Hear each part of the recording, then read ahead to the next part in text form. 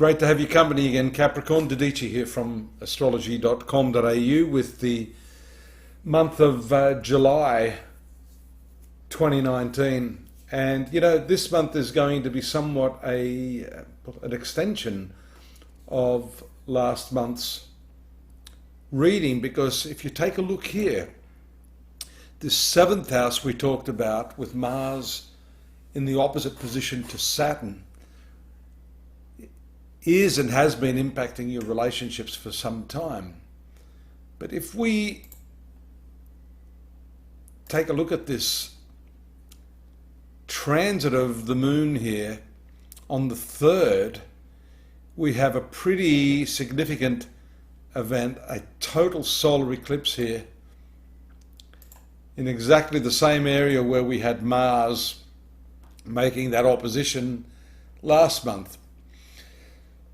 And this tells us that, you know, when an eclipse takes place, huge amounts of energy are released. And so naturally, this part of your horoscope, your life, is going to be significantly impacted. Now, how do you work with this? I guess you've got the North Node here, which is the karmic point, transiting here. And that always tells us that life lessons are being learned right now in this area. So the 7th house is the relationships, the people you engage with. Here we have Venus moving in as well on the 4th. But you've got this 8th house as well with the Moon, Mars and Mercury, which, if you notice here, just as it's getting going here in that communications planet, it starts to go into its retrograde motion on the 7th. It will hit the stationary position. That is where it appears to be completely slowing down. There it is. And then it starts to retrogress back. So this is all associated with your relationships, your marriage, your business partnerships. And so the frustrations you've experienced there, well, maybe there's a little bit of a lessening of that after Venus enters into this area here. That softens the blow a little bit. But Mars and Mercury in the 8th house indicate almost an aggressive approach to figuring out and solving those problems of intimacy. Where is it you're not comfortable in those relationships? Now, I think I may be repeating myself a little bit from last month, but using Venus here, I think you can easily start, well, maybe not easily, but it's going to make it easier for you to deal with all of this release of pent-up energy. And it could be your partner is also going through this. Now, around the 17th, when the moon swings around here, we have the full moon phase, again triggering this whole 7th house marital partnership issue. Moon is the ruler of this sign of Cancer, which rules this western part of your horoscope. So you see here the compulsive, intense energy. You only have to look at this, which to me looks like a seesaw. You know, there are different shapes in the heavens that take place. So that seesaw is this sort of thing happening. So I wouldn't be surprised if some of you are going through that should I, shouldn't I phase. Of course, I've put out a couple of other videos on Facebook and YouTube relating to this whole issue of breaking free of relationships that no longer serve any purpose. I'm not saying that this is going to apply to all of you, but even if you want to stay with the partner you're with, this eclipse is very significant in that it shifts all the energies. It causes you to want to eliminate. That was that Pluto there that we saw with the moon.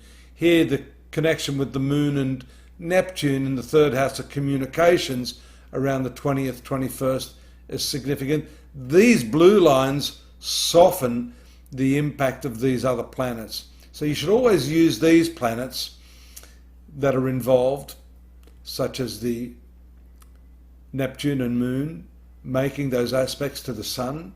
We see here the sun will also make its move into the 8th house of intimacy, and it's going to connect there with Mars, that's a more aggressive tone. And by the way, this area of your horoscope has a lot to do with money, the income of your partner.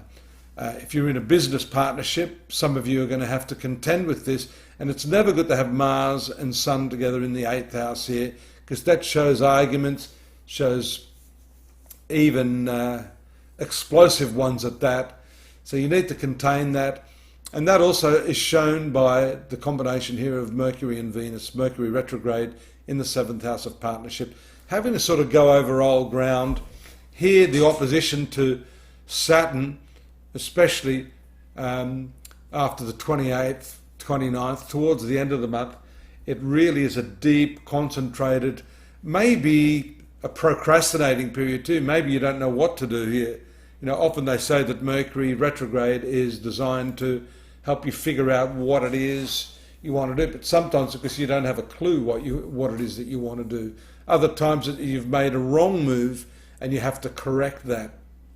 So these are all the sorts of things that are shown here, and again focusing on the relationship side of things. On the very last day of the month, keep your eye out here, 31st, Mercury goes into its stationary position there, getting ready just as the moon passes over it to move forward. It's around the very last couple of days of the month when Mercury's slowing down in its retrograde movement, having a deep think about what you want to do, that things start to move forward. But that's a reading for August, for next month, which I'm happy to tell you about. I hope you'll come back. But in the meantime, please do subscribe. We'd love to have your subscription. Please do drop me a note if there's anything you're confused about. For those of you, and we've been inundated actually with people wanting personal readings, please be patient. We can queue you. If you're just curious and you want to know, by all means, I invite you to drop me a line and I can just inform you of how we can make that happen. Stop in at astrology.com.au, my website. There's more on what's happening this month and the rest of the year for that matter, along with our daily readings and lots of free psychic oracles which you won't be able to help yourself with. So see you next month. Take care and thanks for joining me. Bye-bye.